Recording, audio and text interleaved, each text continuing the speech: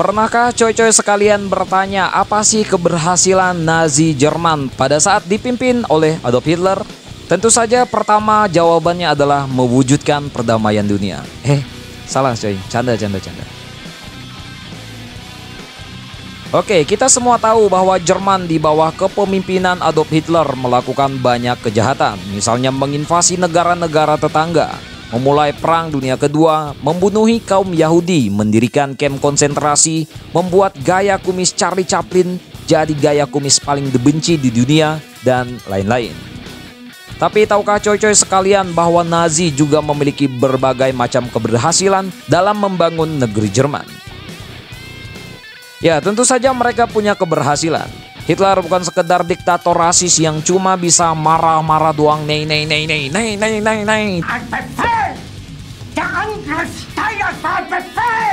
Dan membunuh orang-orang non-Jerman.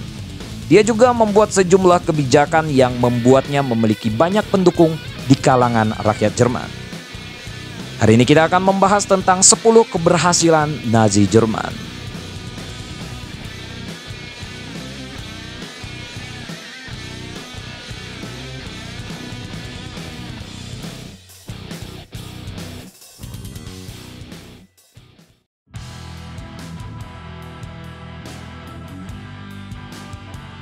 Suka tidak suka, Nazi turut berjasa memajukan dunia kedokteran.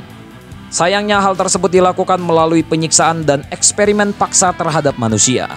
Para ilmuwan Nazi mempelajari hipotermia di kamp konsentrasi dengan cara menenggelamkan korban ke dalam air dingin untuk membiarkan mereka di luar kedinginan saat musim dingin. Semua ini dilakukan sambil memonitor suhu badan, detak jantung, pergerakan otot, dan urin. Mereka juga mengumpulkan 2 kelompok manusia, menyuntikkan mereka dengan bakteri mematikan, sambil memberikan salah satunya obat. Hal ini dilakukan untuk mempelajari efek obat-obatan baru. Namun, bagaimanapun juga mengingat kekejaman yang dilakukan untuk mendapatkan data tersebut, etika penggunaan data eksperimen Nazi masih dipertanyakan sampai saat ini.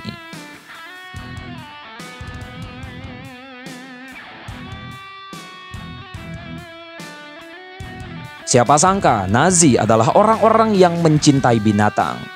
Para petinggi Nazi seperti Hermann Göring, Heinrich Himmler, dan Adolf Hitler sendiri sangat peduli pada perlindungan hewan, khususnya bagaimana hewan-hewan itu dibunuh. Usaha melarang pembedahan makhluk hidup sudah ada sejak tahun 1927. Pada bulan April tahun 1933, Jerman menjadi negara pertama yang mengeluarkan larangan atas pembedahan makhluk hidup. Hukum yang berkaitan dengan perlindungan hewan di dunia hari ini merupakan turunan dari hukum yang dibuat oleh Partai Nazi.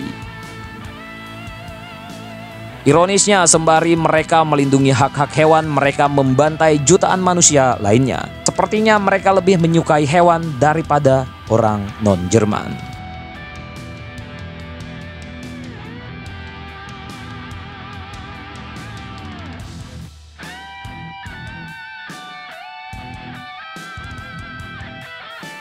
Ketika Nazi meraih kekuasaan di tahun 1933, mereka tidak hanya peduli pada hak-hak orang Jerman, melainkan juga pada binatang-binatangnya.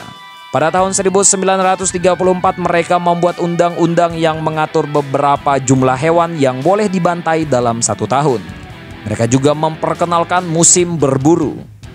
Undang-undang ini diadopsi oleh banyak negara barat. Undang-undang ini dikenal sebagai... Udah coy-coy sekalian baca sendirilah. Nggak bisa nih bahasa Jerman.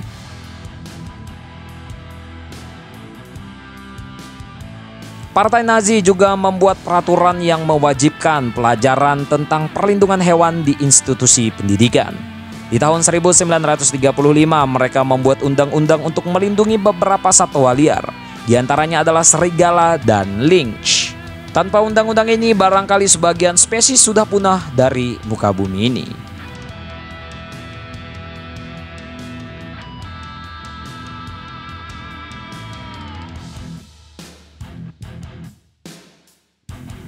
Untuk perokok di luar sana, akuilah betapapun kalian sekalian menyukai rokok, kalian tahu rokok itu berbahaya bagi kesehatan, ya kan?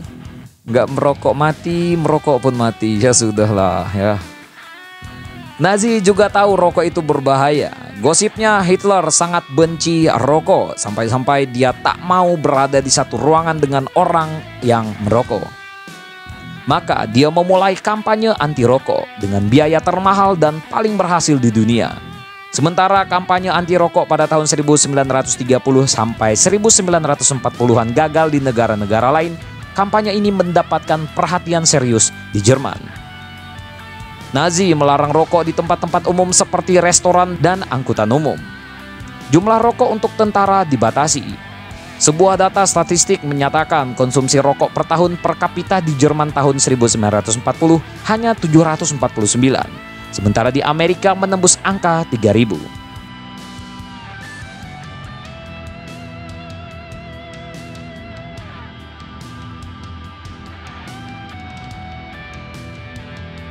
Nazi Jerman memiliki program kesejahteraan sosial paling besar dalam sejarah yang didasarkan pada falsafah bahwa setiap rakyat Jerman harus mendapatkan standar hidup yang layak. Salah satu program yang terkenal adalah program musim dingin.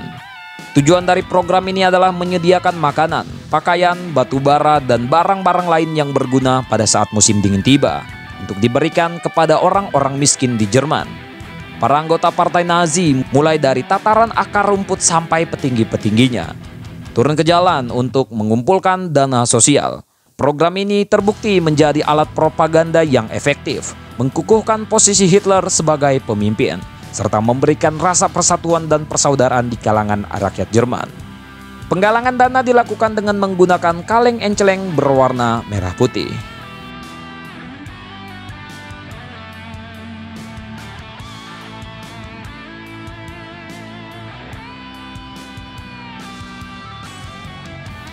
Pada tahun 1930, Hitler mencari seseorang yang mampu membuat mobil dengan harga yang terjangkau oleh kelas pekerja Jerman.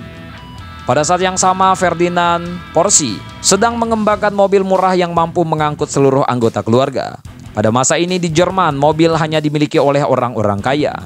Kebanyakan perusahaan pembuat mobil tidak tertarik membuat mobil murah. Pada waktu itu, perusahaan Porsche hanya membuat desain mobil untuk orang lain, bukan memproduksi mobil sendiri. Maka ia kesulitan mencari pihak yang mau mewujudkan desainnya. Hitler sangat antusias mengetahui hal ini karena perusahaan mobil di Jerman tidak ada yang menyanggupi produksi mobil murah.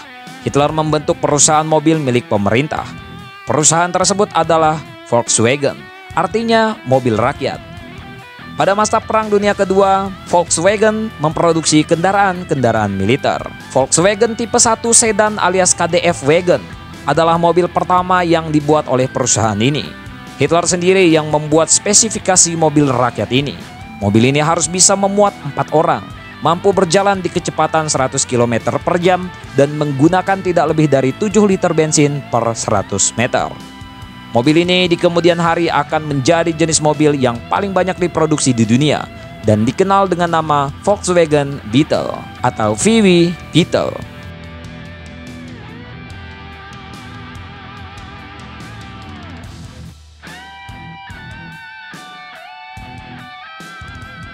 Selain mobil rakyat, Hitler juga antusias dengan gagasan untuk menghubungkan seluruh Jerman dengan jalan raya. Jerman adalah negara pertama yang menggunakan sistem jalan raya bebas hambatan untuk menghubungkan seantero negeri. Pembangunan jalan ini menggunakan teknik tercanggih pada masanya yang kemudian hari ditiru oleh negara-negara lain termasuk Amerika Serikat dan Inggris.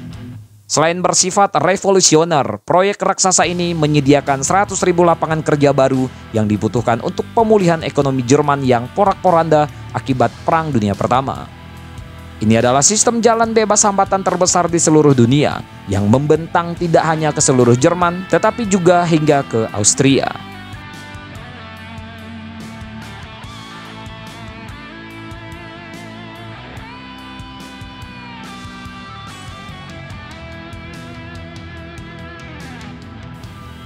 Roket pertama kali ditemukan oleh orang-orang China karena mereka yang pertama kali menemukan bubuk mesiu.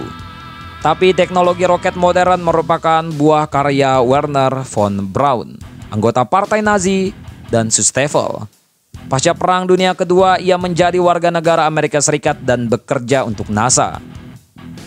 Von Braun merupakan salah satu pengembang roket V2, roket balistik pertama yang mencapai titik suborbital di luar angkasa. Roket ini juga digunakan sebagai senjata pemusnah massal oleh Jerman. Pasca Perang Dunia Kedua, Amerika Serikat mengambil alih teknologi roket V2 dan mengembangkannya menjadi roket Saturn V. Roket Saturn V adalah roket yang membawa Apollo 11 ke bulan. Singkatnya, NASA pun berhasil mengirim Neil Armstrong dan kawan-kawan ke bulan berkat Nazi.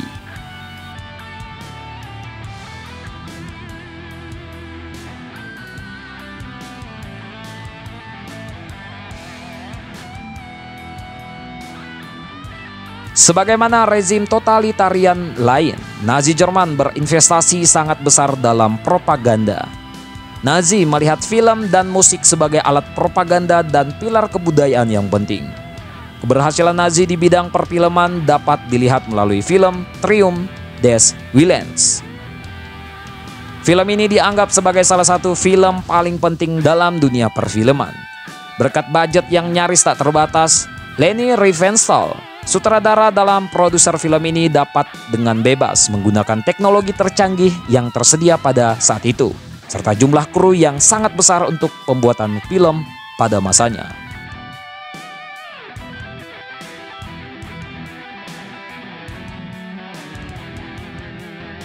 Nazi Jerman bisa dikatakan punya seragam militer yang paling keren di dunia. Sebagai kaum yang sangat peduli dengan propaganda, tidak heran kalau mereka sangat peduli dengan penampilan para anggotanya. Lihat saja seragam pasukan militer Schutzstaffel yang ikonik. Jaket necis yang berwarna hitam pekat dengan kerah kaku dengan logo Runik SS, dipadu dengan topi opsir, sejumlah lencana di dada, serta amban di lengan berwarna merah menyala dengan lambang swastika di tengahnya, memberikan kesan gagah sekaligus menakutkan. Varian lain yang juga tak kalah keren. Mereka menggunakan warna orisinil yang disebut field green, yakni perpaduan warna hijau dan abu-abu. Kerah tinggi kaku berwarna hitam terlihat kontras dan menjadi point of interest dari seragam ini. Dipadu dengan sabuk kulit besar dan sepatu boot tinggi, tentara Nazi selalu terlihat gagah. Di balik kefashionabelan para opsir Nazi, ada perusahaan yang sangat terkenal di dunia fashion, bahkan di seluruh dunia. Perusahaan itu adalah Hugo Boss. Tentang ini bagaimana menurut kalian, coy?